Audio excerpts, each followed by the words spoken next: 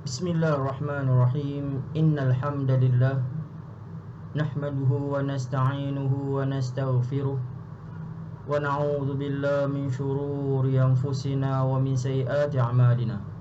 Man yahdihillahu fala mudilla lahu wa man yudlil fala hadiya lahu.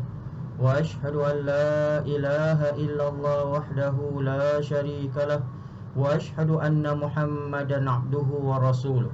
Rabbi shrah li sadri wa yassir li amri wahlul 'uqdatam min lisani yafqahu qawli. Assalamualaikum warahmatullahi wabarakatuh. Tuan-tuan dan puan-puan yang dirahmati Allah sekalian, alhamdulillah dapat kita bertemu sekali lagi dalam perbincangan kita tentang kitab ringkasan Ihya Ulumuddin karangan Imam Al-Ghazali rahimahullah. Dan pada pertemuan yang lepas kita sedang membincangkan tentang alam kubur, dan seterusnya kita akan membincangkan pula tentang mizan, iaitu timbangan setelah manusia dikumpulkan di padang mahsyar. Maka amalan-amalan mereka akan ditimbang untuk membezakan sesiapa yang mempunyai ganjaran yang lebih banyak daripada dosa-dosa mereka. Jadi di sini Imam Ghazali telah mengatakan, iaitu hamba juga wajib mengimani mizan ataupun timbangan yang memiliki dua piringan dan lidah. Bahawa kita yakin bahawa apabila kita dibangkitkan di padang mahsyar dalam keadaan telanjang, tidak berpakaian, tidak mempunyai sepatu, jadi dan kemudian amalan-amalan kita akan ditimbang. Semua akan ditimbang. Tetapi sebelum kita dibangkit di padang mahsyar, di sini Imam Al-Ghazali tidak menceritakan lagi satu bahagian, iaitu di antara alam kubur dengan timbangan ada hari kiamat, ataupun dikatakan yaumus sa'ah, hari dihancurkan oleh Allah Subhanahu wa taala. Jadi di sini kita juga beriman bahawa dunia ini satu hari akan dihancurkan oleh Allah Subhanahu wa taala, dan hari kiamat ini tidak ada siapa yang mengetahui. Jibril alaihissalam pernah datang kepada Rasulullah sallallahu alaihi wasallam dalam hadis Jibril yang masyhur. Datang kepada Nabi sallallahu alaihi wasallam, duduk di hadapan Nabi, kemudian bertanya kepada Nabi, "Akhbirni anil iman, akhbirni anil Islam." Beritahu aku tentang iman, beritahu aku tentang Islam. Wa akhbirni anis sa'ah, dan beritahu aku tentang sa'ah. Kemudian Nabi SAW jawab, "Mal mas'ulu anha bi'a'lama minas sa'il." Tiadalah orang yang ditanya lebih tahu daripada orang yang bertanya. Hadis ini jelas bahawa bila berlaku hari kiamat, bila Allah Subhanahu Wa Taala menghancurkan dunia ini, tidak ada siapa yang mengetahui. Jibril alaihissalam, ketua para malaikat, tidak mengetahui. Begitu juga dengan malaikat yang meniup sangkakala, iaitu Israfil. Israfil matanya sentiasa menghadap menuju ke arah Allah Subhanahu Wa Taala. Dan di sini Nabi sallallahu alaihi wasallam menceritakan bahawa mata ni tak pernah kelip, kerana takut apabila dia kelip, waktu itulah diperintahkan oleh Allah Subhanahu Wa Taala untuk meniup sangkakala. Jadi apabila sangkakala itu ditiup, maka dunia ni akan hancur. Apabila Allah Subhanahu Wa Taala memerintahkan Israfil supaya meniup sangkakala tersebut.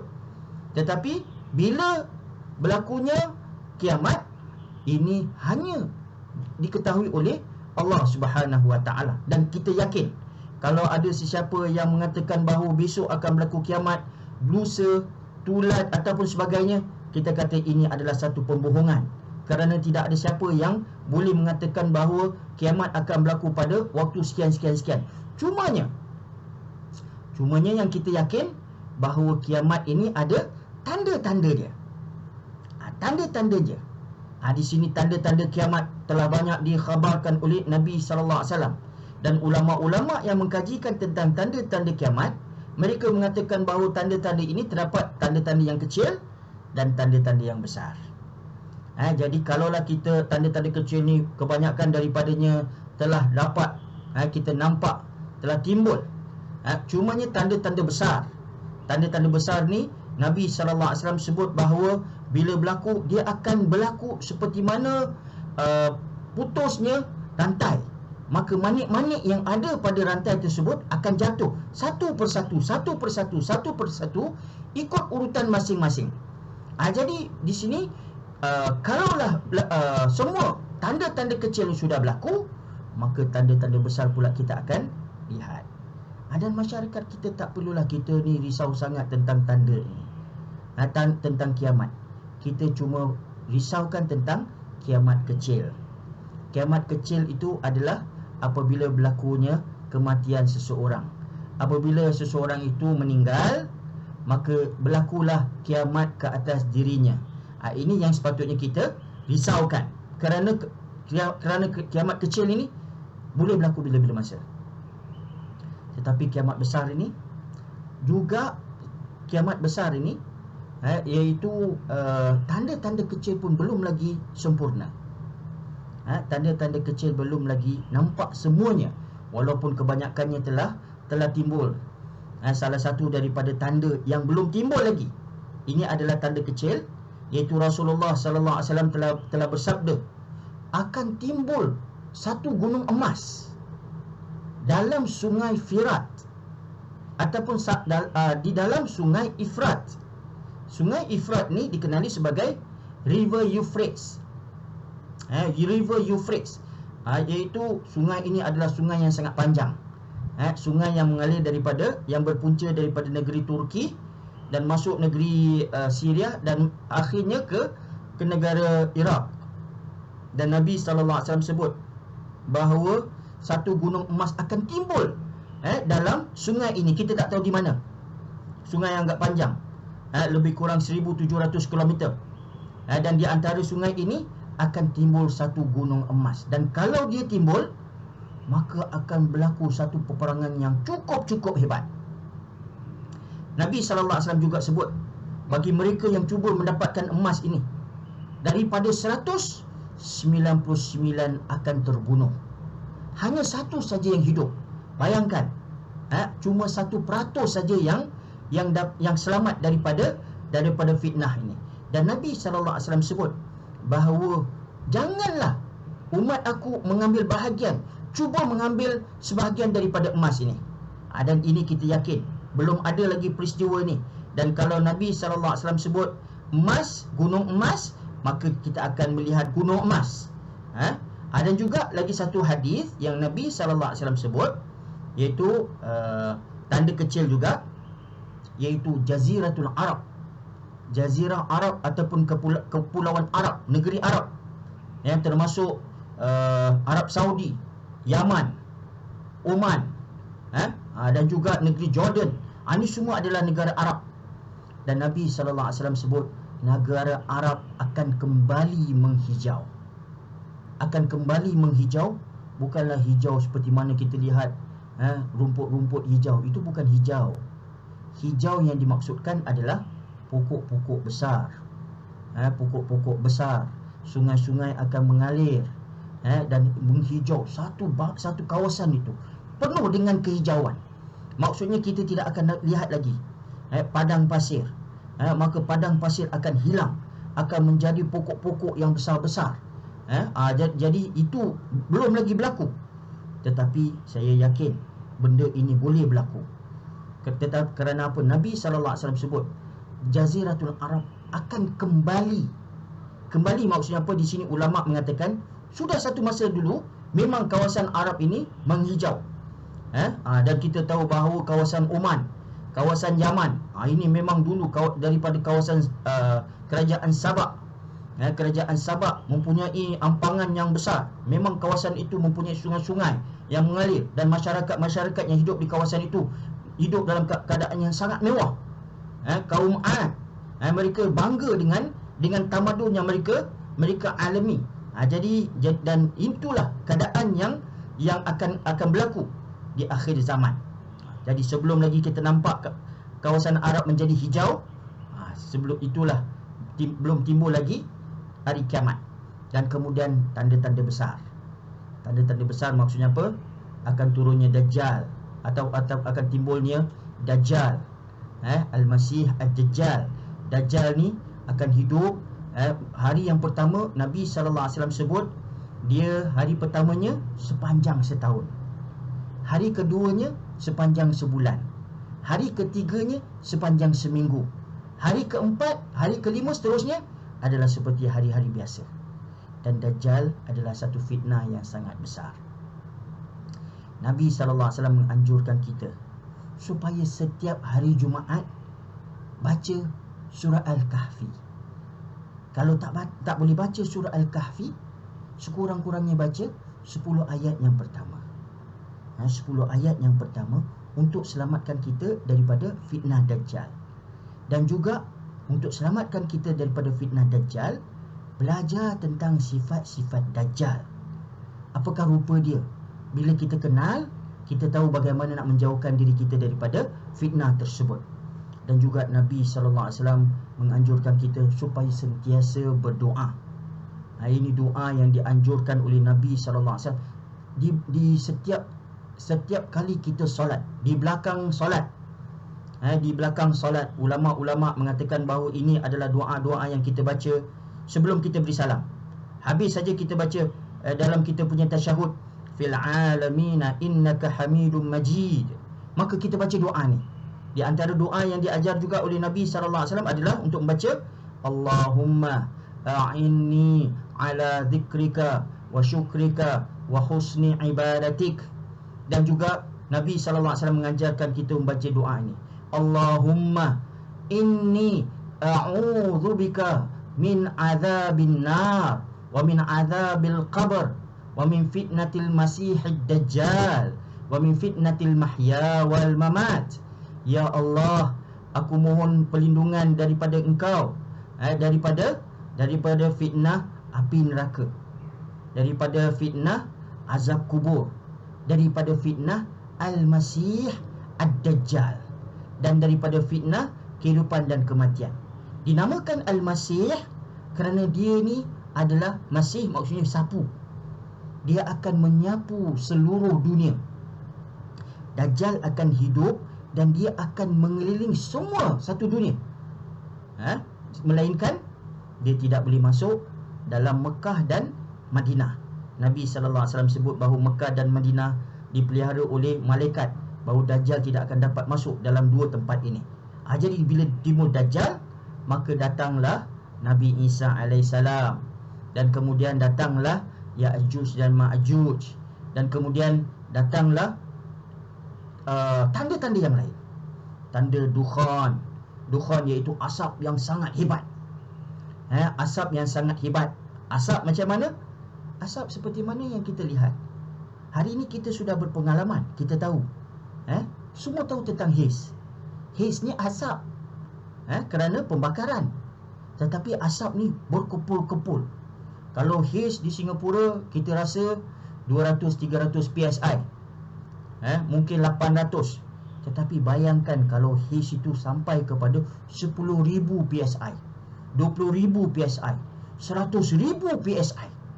Kalau sampai kepada tahap itu, maka kita tak boleh hidup lagi di kawasan kita ni. Maka kita akan dihalau.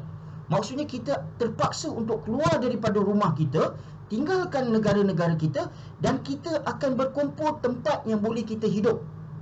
Ini yang dikatakan sebagai mahsyar dalam dunia. Dalam dunia ni ada mahsyar kerana kita ditolak oleh dukhan. Dukhan ini, maka manusia akan berkumpul satu tempat. Itu saja tempat yang kita boleh hidup. Jadi ini adalah tanda-tanda, tanda-tanda besar yang akan berlaku. Dan juga Nabi SAW sebut matahari akan timbul daripada barat. Ini di antara yang terakhir. Kerana apabila matahari timbul daripada barat, maka Nabi SAW sebut, maka saat itu pintu taubat ditutup oleh Allah SWT. Kerana tanda kiamat sudah sangat-sangat jelas. Matahari hari ini timbul daripada timur, the land of the rising sun. Daripada Jepun kita kata the land of the rising sun. Tetapi dia akan timbul daripada barat. Apabila timbul saja daripada barat, maka jelaslah tanda kiamat cukup nyata. Maka bagi orang-orang yang tidak beriman, kalau mereka nak beriman kepada Allah SWT, tidak akan diterima lagi iman-iman mereka. Bagi orang-orang Islam, kalau mereka nak bertaubat kepada Allah Subhanahu Wa Taala, maka taubat-taubat mereka tidak akan diterima oleh Allah Subhanahu Wa Taala. Jadi itu yang dikatakan sebagai tanda-tanda kiamat. Dan apabila kiamat akan berlaku, maka Allah Subhanahu Wa Taala perintahkan malaikat Israfil supaya tiup sangkakala. Apabila ditiup, maka dunia ni akan hancur. Segala-galanya akan hancur. Kemudian Allah Subhanahu Wa Taala akan perintahkan malaikat maut supaya hancurkan dan ambil nyawa segala malaikat. Dalam dunia ni pun tidak ada lagi malaikat. Dan kemudian Allah Subhanahu Wa Taala akan hancurkan segala-galanya yang telah diciptakan oleh Allah Subhanahu Wa Taala. Ini menunjukkan kehebatan dan keangkuhan Allah Subhanahu Wa Taala. Itu Allah Subhanahu Wa Taala telah menjadikan segala-galanya dengan cukup cantik, dengan hebat. Allah hancurkan segala-galanya.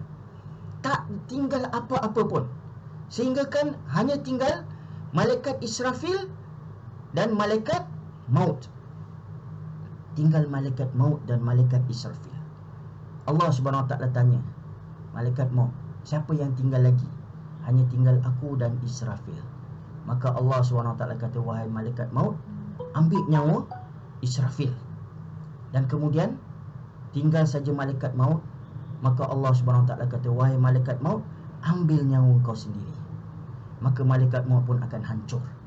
Kemudian Allah SWT akan isytihar. Manil mulukul yaum? Kepunyaan siapa kerajaan hari ini? Kemudian Allah SWT akan jawab sendiri, Anal wahidul qahar. Aku sajalah yang satu-satunya, yang agung, yang mempunyai kerajaan hari ini.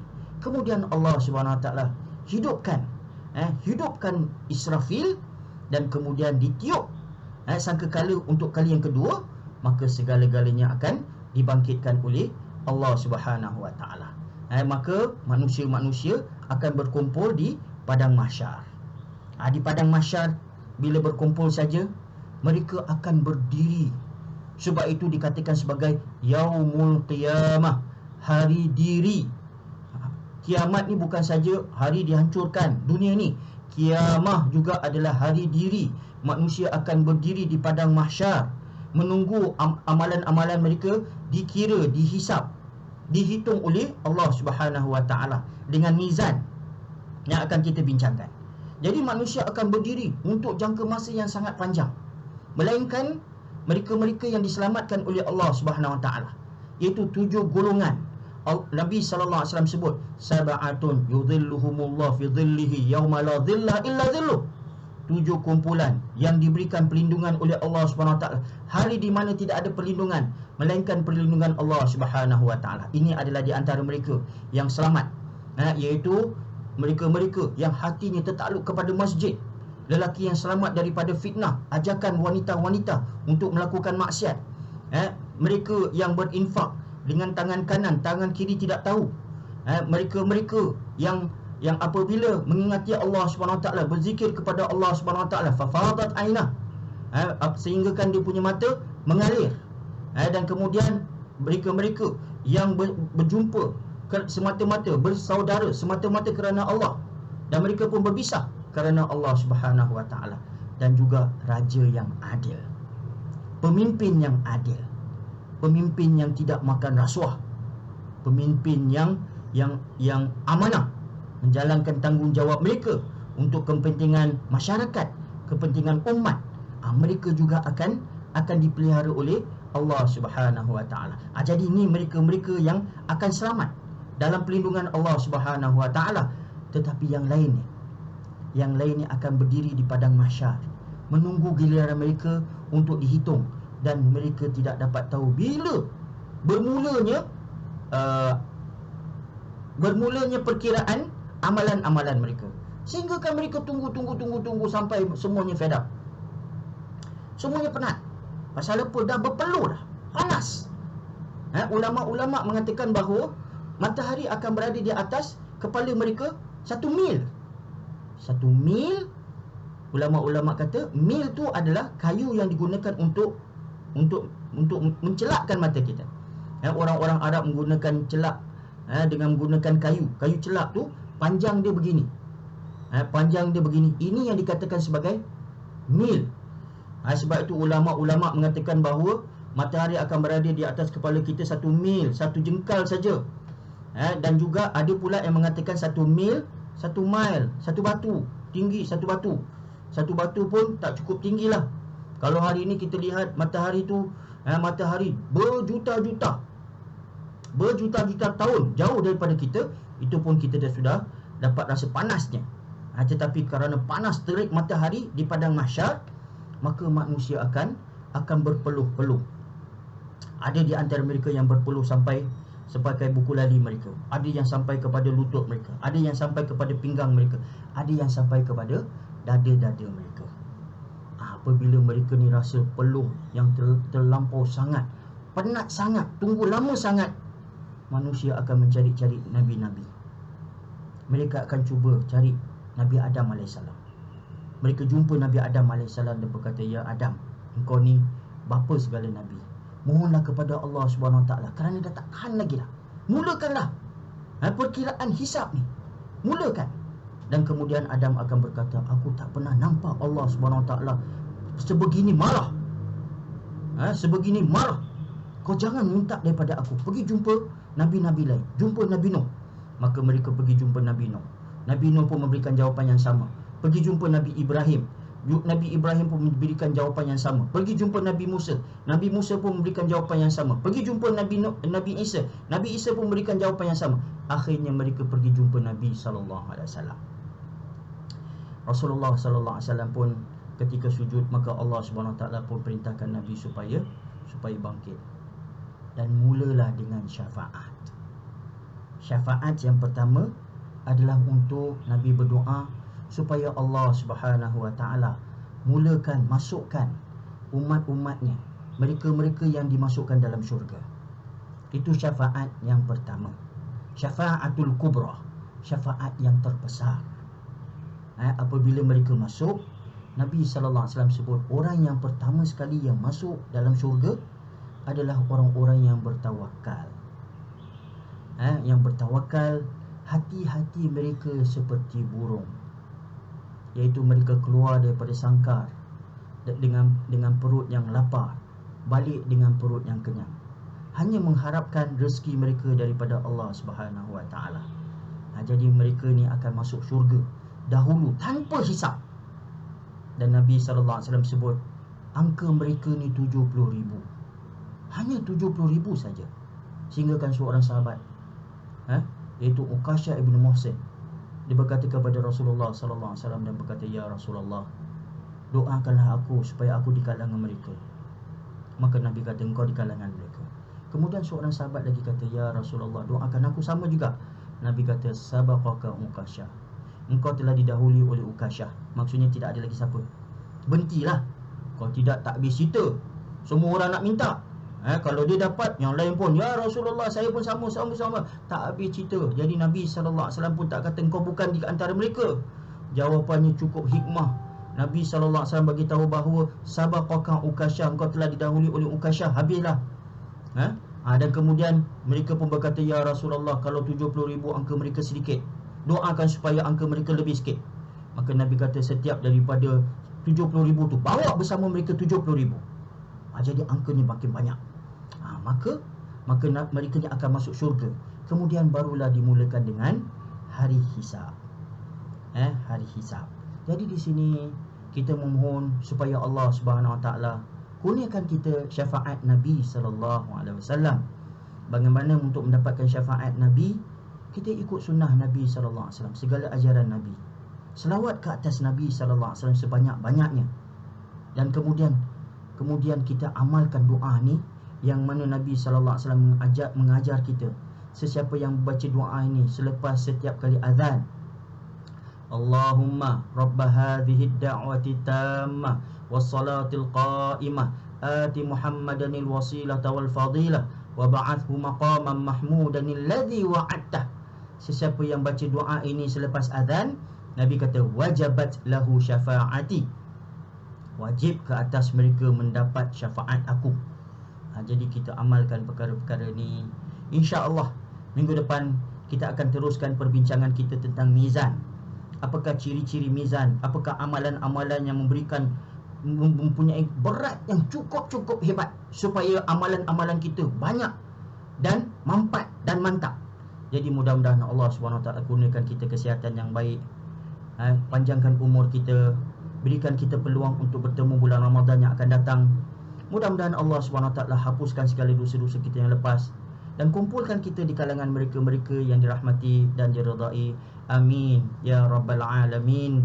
Jadi kita tutup majlis kita dengan wabillahi taufiq wal hidayah. Wassalamualaikum warahmatullahi wabarakatuh.